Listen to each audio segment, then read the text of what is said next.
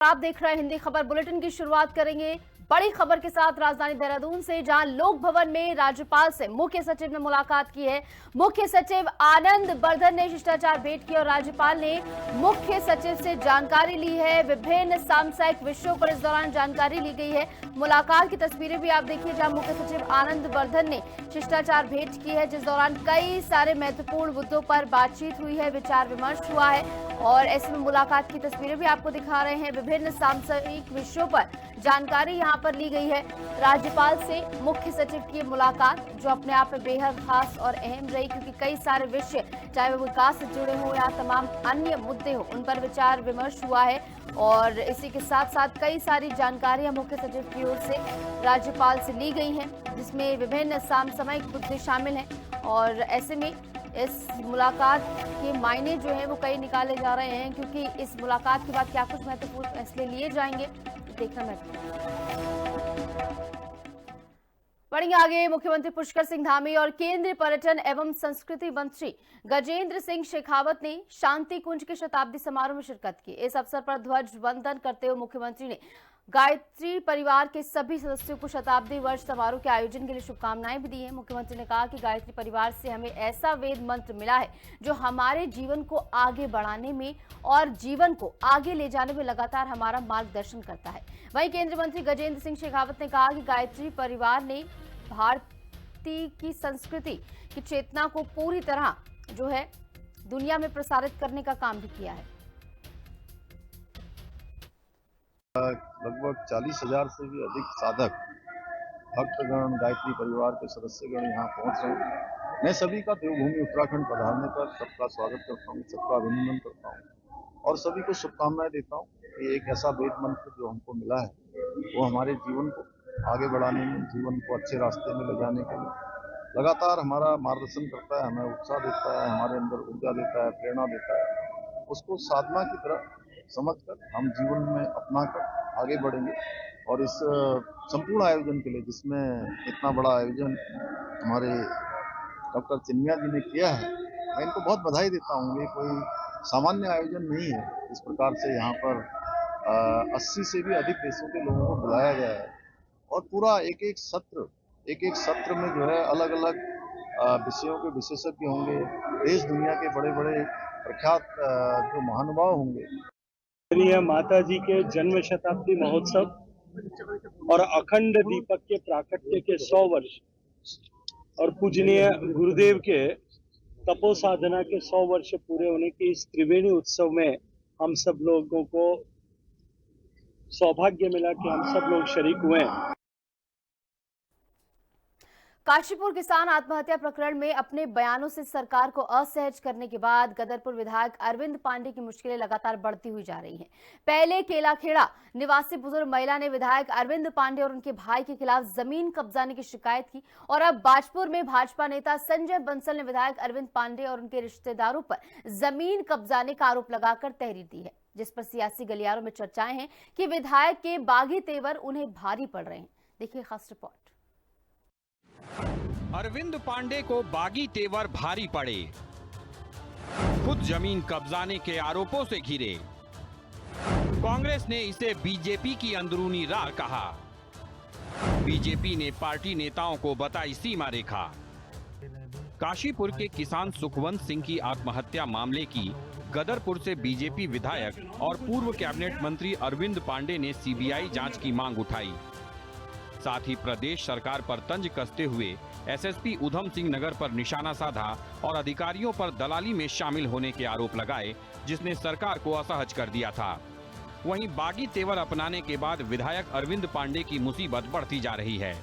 विधायक अरविंद पांडे और उनके रिश्तेदारों पर एक के बाद एक जमीन पर अवैध कब्जा करने और जान से मारने की धमकी देने के आरोप लग रहे हैं। पहले केलाखेड़ा निवासी एक वृद्ध महिला सुखवंत कौर ने विधायक अरविंद पांडे और उनके भाई के खिलाफ धोखाधड़ी से जमीन कब्जाने की शिकायत करते हुए विधायक के आवास के बाहर आत्महत्या की चेतावनी दी, जिस पर प्रशासन ने जांच के लिए टीम गठित की। और अब बाजपुर से बीजेपी नेता संजय बंसल ने विधायक अरविंद पांडे और उनके रिश्तेदार पर फर्जी दस्तावेजों के आधार पर उनकी पुश्तैनी जमीन पर कब्जा करने और विरोध करने पर धमकी देने का आरोप लगाते हुए कोतवाली में तहरीर दी है। साथ ही एसडीएम को कार्रवाई के लिए ज्ञापन दिया है। मामले की गंभीरता को देखते हुए जांच टीम का गठन किया गया है।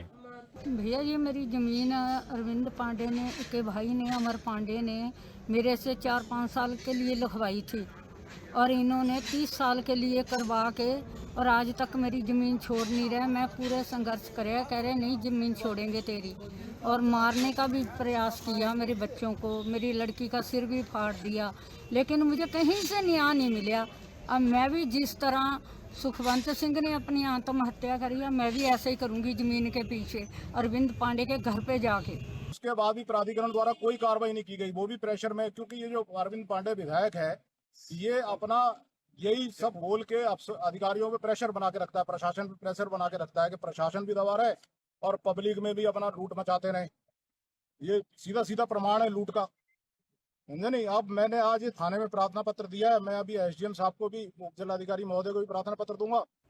विधायक अरविंद पांडे के खिलाफ जमीन के कब्जाने के सामने आ रहे मामलों से ये सवाल उठ रहा है कि क्या विधायक को अपनी ही सरकार को लेकर बागी तेवर अपनाना भारी पड़ रहा है। कांग्रेस ने इस पर चुटकी लेते हुए कहा है कि पहले विधायक का अपनी ही सरकार को असहज करने वाला बयान देना और फिर विधायक पर लगातार जमीन कब्जाने के आरोप लगने से साफ है कि बीजेपी में सब कुछ ठीक नहीं चल रहा। वहीं इस मामले पर टिप्पणी से बचते हुए बीजेपी संगठन ये ताकीद कर रहा है कि पार्टी के किसी नेता को कोई दिक्कत हो तो उसे पार्टी फोरम पर अपनी बात रखनी चाहिए। उधम सिंह नगर में पुलिस की अपराधियों के साथ, भूमाफियाओं के साथ मिली भगत है, और जहां तक अरविंद पांडे जी पूर्व मंत्री के आरोप की बात है, ये तो स्पष्ट हो गया कि भाजपा में सब कुछ ठीक नहीं चल रहा है। कोई भी व्यक्ति हो, चाहे भारतीय जनता पार्टी का बड़ा नेता हो, छोटा कार्यकर्ता हो, पार्टी या कहीं पर उनको किसी प्रकार की कोई समस्या का सामना करना पड़ रहा है या कोई कठिनाई उनके सामने आ रही है, तो उनको उचित फोरम पर अपनी बात को रखने का अधिकार है और निश्चित रूप से पार्टी इसका संज्ञान लेगी। विधायक अरविंद पांडे के बगावती तेवर अपनाने के बाद एक जमीन कब्जाने के मामलों में विधायक पर लगते आरोप और इस पर बीजेपी प्रदेश नेतृत्व की नसीहत से साफ है कि इस मामले में क्या चल रहा है। हालांकि बीजेपी इस पर सीधे तौर पर कुछ कहने से बच रही है, लेकिन कांग्रेस इस मामले को लेकर बीजेपी पर चुटकी ले रही है। देखना होगा कि अरविंद पांडे और उनके परिजनों के खिलाफ की गई शिकायतों पर कोई ठोस कार्रवाई होती है या ये सिर्फ शासन प्रशासन की चेतावनी देने की जुगत ही साबित होते हैं। देहरादून से संवाददाता दीपिका भंडारी और बाजपुर से संवाददाता अजहर मलिक के साथ ब्यूरो रिपोर्ट, हिंदी खबर। और चलिए खबरों में आगे बढ़ेंगे। देहरादून के राजकीय दून मेडिकल कॉलेज में रैगिंग का मामला सामने आने से हड़कंप मच गया। मेडिकल कॉलेज में एमबीबीएस छात्र के साथ रैगिंग का मामला सामने आने पर चिकित्सा शिक्षा मंत्री डॉक्टर धन सिंह रावत ने प्राचार्य को जांच के निर्देश दिए हैं। चिकित्सा शिक्षा मंत्री ने विस्तृत जांच कर सख्त कार्रवाई के निर्देश भी दे दिए हैं, जिससे प्रदेश में रैगिंग की घटनाओं पर अंकुश लगे। साथ ही आरोपी छात्रों को डिबार करने के भी निर्देश दिए गए हैं। दून मेडिकल कॉलेज प्रशासन ने बताया कि विभागीय मंत्री के निर्देशों के अनुरूप मामले की जांच की जा रही है। कॉलेज में गठित एंटी रैगिंग कमेटी ने जांच प्रक्रिया शुरू कर दी है, ये जानकारी दी। देहरादून में दून मेडिकल कॉलेज में रैगिंग का मामला सामने आने पर हड़कंप मच गया। इस मामले को लेकर कांग्रेस भाजपा में वार पलटवार का सिलसिला भी शुरू हो गया है। कांग्रेस ने एंजल चकमा के बाद इस मामले को लेकर सरकार और कानून व्यवस्था पर सवाल खड़े किए हैं, तो वहीं भाजपा ने इस मामले से पल्ला झाड़ते हुए कहा है कि इससे सरकार और कानून व्यवस्था का कोई लेना देना नहीं है, बल्कि कॉलेज प्रबंधन की जिम्मेदारी है कि वो कॉलेज की कैसे देखरेख करते हैं, कैसे उसे चलाते हैं।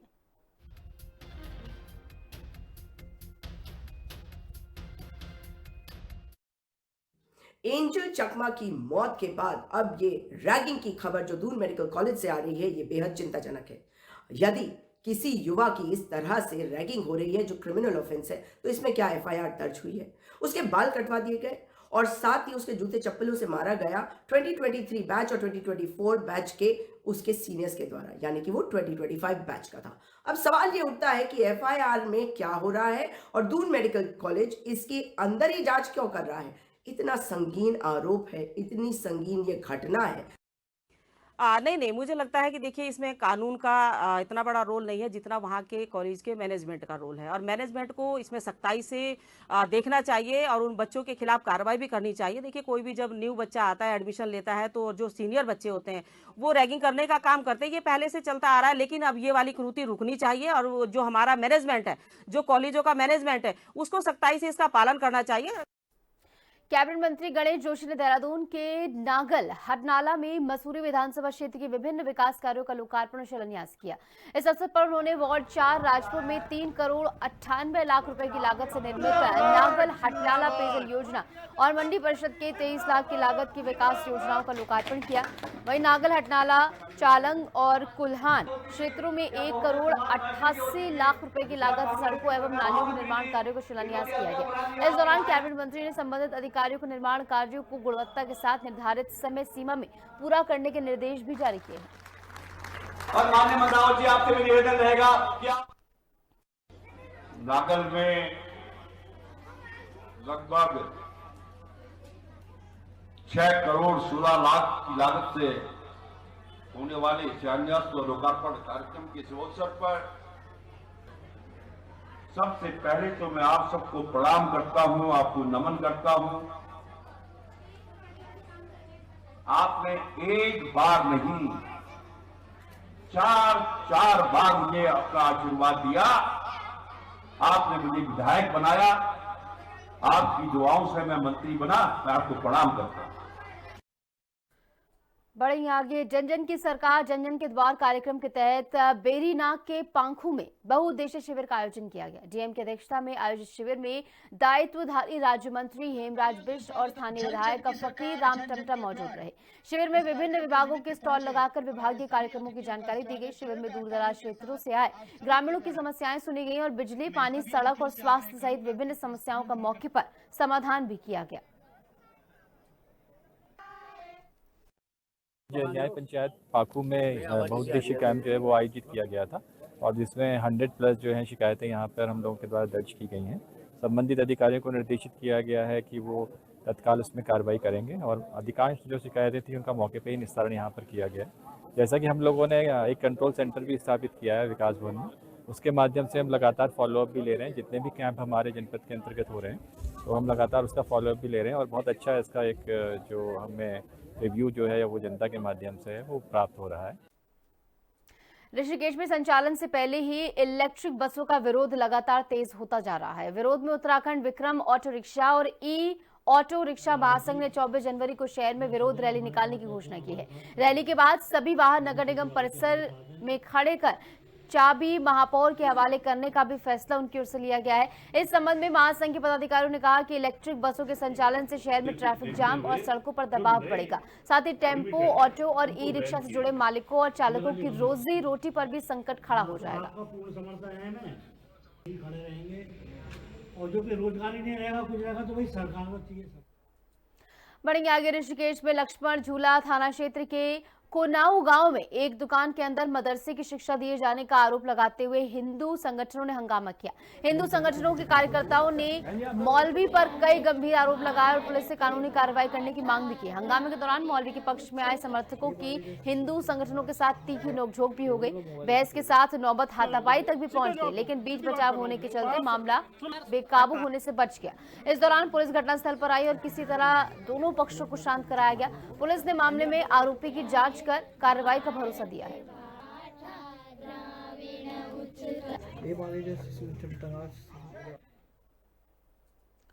लक्सर में पूर्व सभासद और पड़ोस के परिवार के लोगों में रंजिश को लेकर जमकर लाठी डंडे चले। इस संघर्ष में एक व्यक्ति गंभीर रूप से घायल भी हो गया, जबकि दोनों ओर से करीब आधा दर्जन लोगों को चोटें आई हैं। बता दें कि मारपीट का वीडियो सोशल मीडिया पर तेजी से वायरल हो रहा है, जो कि आपकी टेलीविजन स्क्रीन पर भी दिख रहा है। और ऐसे में वीडियो में साफ दिखाई दे रहा है कि दोनों पक्षों के लोग किस कदर एक दूसरे पर लाठी डंडे बरसाते हुए नजर आ रहे हैं। गंभीर रूप से घायल व्यक्ति को फिलहाल हायर सेंटर रेफर कर दिया गया है। पुलिस मामले की छानबीन में और जांच पड़ताल में जुट गई है।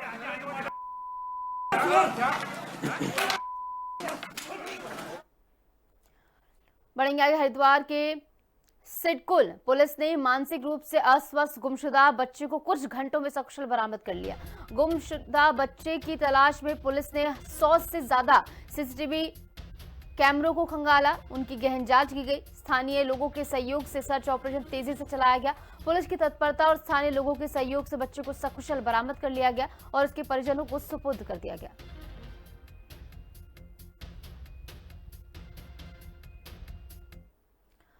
खबरों में आगे बढ़ेंगे। मसूरी में विश्व प्रसिद्ध पर्यटन स्थल जॉर्ज एवरेस्ट तक जाने वाले मार्ग को लेकर विवाद और ज्यादा गहरा हो गया। आम रास्ते पर रोक और कथित अवैध शुल्क वसूली को लेकर स्थानीय लोगों, संघर्ष समिति और कंपनी प्रबंधन आमने सामने नजर आ रहे हैं। वहीं नगर पालिका अध्यक्ष ने पालिका अधिकारियों, सभासद और संघर्ष समिति के सदस्यों के साथ मौके पर पहुंचकर स्थिति का स्थलीय निरीक्षण भी किया है। निरीक्षण के दौरान उस समय तनाव बढ़ गया जब जॉर्ज एवरेस्ट गेट पर तैनात निजी सुरक्षा गार्डों ने पालिका अध्यक्ष, अधिकारियों और मीडिया कर्मियों को अंदर जाने से रोकने की कोशिश की। आरोप है कि मीडिया कर्मियों के साथ अभद्रता भी इस दौरान की गई, जिससे मौके पर तीखी नोकझोंक भी देखने को मिली। पालिका अध्यक्ष के हस्तक्षेप के बाद स्थिति नियंत्रण में आई और निरीक्षण संभव हो पाया। क्योंकि कोर्ट का भी आदेश था और कोर्ट के आदेश का पालन करना हम सभी की जिम्मेदारी बनती है, जिसके तहत ये था कि यहाँ से यहाँ पे लोकल और प्लस जो टूरिस्ट आता है उनसे किसी भी तरीके का एंट्री फीस ना ली जाए। उसी के चलते हुए आज यहाँ पे हम लोगों ने एक कंपनी के जीएम के साथ भी बैठक करी, जिसमें हमारी सम्मानित सभासदा भी थी, जॉर्ज एवरेस्ट के सम्मानित समिति के सभी सदस्यगण भी थे और आज इस निर्णय पे पहुंचे कि ये रास्ता पालिका का है। पालिका ने इस रास्ते पे काम भी किया है और टूरिज्म के साथ भी बातचीत होगी कि जब ये अक्वायर किया गया था, यहाँ पे जो पालिका की जो प्रॉपर्टी अक्वायर की गई थी, टूरिज्म ने ली थी, उस समय रास्ते का किस तरीके का अस्तित्व रहा होगा ये टूरिज्म से भी क्लियर करना अभी बाकी है। लेकिन फिलहाल अभी कंपनी के जो यहाँ पे जीएम है उन्होंने कहा हमें 10 दिन का टाइम दे दीजिए, हम अपने मैनेजमेंट से बात करेंगे। से जॉर्ज एवरेस्ट बना है उसी दिन से यहाँ पर झगड़ा चल रहा है इस रास्ते को लेकर, क्योंकि इनके द्वारा पहले नीचे टोल लगा दिया गया था जहाँ पर लोगों से पैसा लिया जाता था और उसके ऊपर अब जब है अब इन्होंने वहाँ पर जब लोगों ने आपत्ति जताई की कोर्ट वगैरह गए तो इन्होंने ऊपर यहाँ गेट पर एंट्री फीस लेनी शुरू कर दी, परंतु जाँच के पश्चात पता चला है कि ये जो रास्ता है ये कॉमन रास्ता है और ये रास्ता नगर पालिका का है। शुरू से ही ये ऊपर से लेकर लास्ट जहाँ तक हेलीपैड बना है वहाँ तक ये नगर पालिका का रास्ता है और इसमें पूर्व में भी नगर पालिका ने इसमें कार्य कराया था। तो मेरा मानना यही है कि ये रास्ता जो है ये रास्ता आम पब्लिक के लिए खुल जाना चाहिए। ये 2-2.5 साल से जो परेशानियां चली आ रही थी तो आज ये उस मुकाम पे पहुंची कि नगर पालिका भी अपने टेक्निकल्स के साथ जो ड्राफ्ट्समैन वगैरह हैं अपना रिकॉर्ड लेके आए हैं और हम लोगों पे तो हाई कोर्ट का ऑर्डर है, हमको तो कोई ज़रूरत है ही नहीं किसी कागज़ लाने की।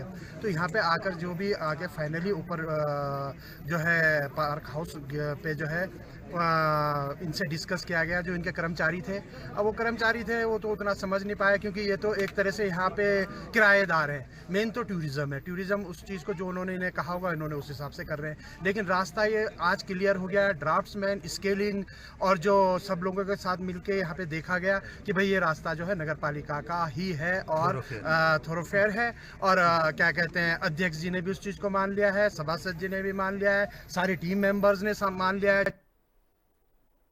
बढ़ेंगे आगे। चंपावत जिले के डाट लोहाघाट में राष्ट्रीय सेमिनार का शुभारंभ किया गया। देश भर से आए शिक्षाविदों, विचारकों और शोधकर्ताओं ने सेमिनार में शिक्षा के भविष्य पर विमर्श किया। साथ ही ये भी रेखांकित किया गया कि मूल्यहीन प्रगति समाज को किस दिशा में ले जा सकती है। इसलिए जरूरी है कि नई शिक्षा नीतियों और शैक्षिक सुधारों में मूल्य शिक्षा का केंद्र बनाया जाए और इसे केंद्र में ही रखा जाए।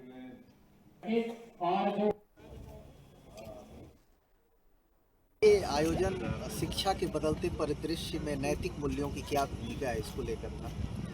तो निस्संदेह नैतिक मूल्य के मानक प्रारंभ से लेकर आज तक समान ही रहे हैं, कभी नैतिक मूल्य नहीं बदलते। अगर आप उदाहरण के रूप में देखें नैतिक मूल्यों की जो प्रासंगिकता है कि गुरु की क्या भूमिका होती है। अगर सुकरात को देखें तो सुकरात प्लेटो के गुरु थे और प्लेटो ने जो कुछ भी लिखा उसमें हर बात के लिए लिखा कि सुकरात के शब्द हैं, ये सुकरात के शब्द हैं। शिक्षा में कैसे नैतिकता और नैतिकता आधारित मूल्यों पर बातचीत हो, इस पर ये अच्छा सेमिनार है। NEP 2020 में भारत सरकार ने फिर उत्तराखंड सरकार ने ये कोशिश की है कि शिक्षा हो, कौशल विकास हो, हम लोग नए जो भी प्रौद्योगिकी आधारित विषय हैं उनको भी सीखें, लेकिन राष्ट्रीय चरित्र निर्माण के हिस्से से कौशल विकास के साथ साथ नैतिकता को भी उसमें जोड़ा जाए। नैतिकता आधारित, भारतीयता आधारित, भारतीय मूल्यों पर आधारित।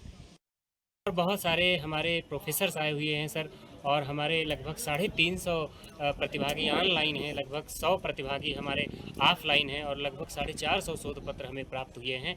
और हमारी शोध समिति में हमारी ये 2 को कन्वीनर हैं, डॉक्टर अनिल मिश्रा सर और डॉक्टर AK शर्मा सर, और भी साथी सभी फैकल्टी मेम्बरान के सहयोग से सर इस कार्यक्रम को हमने बहुत अच्छा डिजाइन किया है। और निश्चित रूप से आने वाले समय में हम शिक्षा के लिए, समाज के लिए एकदम कुछ नया कर रहे होंगे। इस कार्यक्रम का उद्देश्य है सर कि समय बदल रहा, समाज बदल रहा, सब कुछ बदल रहा है, लेकिन एक अच्छे इंसान का निर्माण करने में हमारी शिक्षा थोड़ी सी अधूरी लग रही है। और चलिए आगे बढ़ेंगे। आगामी 4 धाम की पवित्रता और मर्यादा बनाए रखने के लिए प्रशासन ने एक बड़ा फैसला लिया है। बद्रीनाथ केदारनाथ धाम के भीतर अब श्रद्धालु मोबाइल नहीं ले जा सकेंगे। बद्रीनाथ केदारनाथ मंदिर समिति और जिला प्रशासन की ओर से श्रद्धालुओं के फोन सुरक्षित रखने के लिए व्यवस्थाएं बनाई जाएंगी। BKTC के अध्यक्ष हेमंत द्विवेदी ने कहा कि ब्लॉगर्स और यूट्यूबर्स पर शिकंजा इसके जरिए कसा जाएगा। BKTC के अध्यक्ष ने कहा कि मंदिर परिसर में प्रवेश से पहले मोबाइलों को जमा कर दिया जाएगा। जहाँ तक इसके लेकर हम पहले से भी ये विषय को बोल रहे थे कि जो मंदिर प्रांगण में जो ब्लॉगर और जो मोबाइल का है उसके कारण मोबाइलाइजेशन, जो मोबाइल जो वहाँ पर भीड़ रहती है उसको नियंत्रण करना बड़ा मुश्किल काम होता है, क्योंकि ये धार्मिक स्थलों में शुरू से ही मैं इस बात को लेकर कह रहा था कि मोबाइल की जो यूज़, जो ब्लॉगर और मोबाइल वाले जो तीर्थयात्री वहाँ पर आते हैं, तो उसको लेकर हम लोगों ने ये व्यवस्था बनाई है कि हम मंदिर प्रांगण से बाहर जो है कि लॉकर रूम बनाएंगे, और सिंह द्वार, जो बद्रीनाथ जी में सिंह द्वार है, उस सिंह द्वार के बाद में मोबाइल स्ट्रिक्टली बैन रहेगा। बढ़ेंगे आगे। चमोली में जिला मुख्यालय गोपेश्वर में बीजेपी प्रदेश अध्यक्ष और राज्यसभा सांसद महेंद्र भट्ट को कांग्रेस कार्यकर्ताओं ने काले झंडे दिखाए। महेंद्र भट्ट गोपेश्वर में सांसद चैंपियनशिप ट्रॉफी का शुभारंभ करने पहुंचे थे। इस दौरान कांग्रेस कार्यकर्ताओं ने अंकिता भंडारी हत्याकांड और मनरेगा का नाम बदले जाने सहित अन्य मुद्दों को लेकर काले झंडे दिखाते हुए विरोध व्यक्त